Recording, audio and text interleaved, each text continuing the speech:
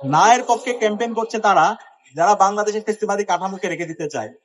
আমরা বাংলাদেশের সকল ফেসিবাদ বিরোধী যারা রাজনৈতিক দল আছে, ছাত্র সংগঠন আছে, সিভিল সোসাইটি আছে, আমরা সবাইকে অনুরোধ করছি আমরা ভাই মাথা ঠিক তো ওইদিকে নাও না। গণভোটে হায়ের পক্ষে ক্যাম্পেইন করি। এবং ইতিমধ্যে আপনারা দেখতে পেয়েছেন সকল ফেসিবাদ বিরোধী রাজনৈতিক দল, ছাত্র সংগঠন তারা ক্যাম্পেইন শুরু করেছে।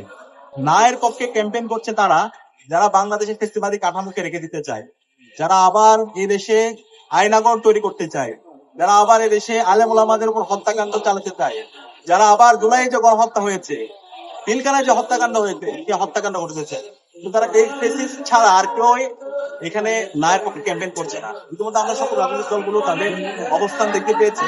জামাত কিন্তু তাদের অবস্থান পরিষ্কার করেছে, এনসিপি তাদের অবস্থান পরিষ্কার করেছে। আমরা গতকালকে বিএনপিরও তাদের একটা অবস্থান দেখতে পেয়েছি। আমরা আশা রাখবো সবাই আমরা ঐক্যবদ্ধভাবে গণভোটে হাকে বিজয় করার জন্য সারা দেশব্যাপী সচেতনতা তৈরি করবো। এবং এই যাত্রায় ঢাকা বিশ্ববিদ্যালয় কেন্দ্রীয় ছাত্র সংসদ ডাকসু সার্বিকভাবে আমরা সবাইকে সাথে নিয়ে ঐক্যবদ্ধভাবে আমরা চালাবো।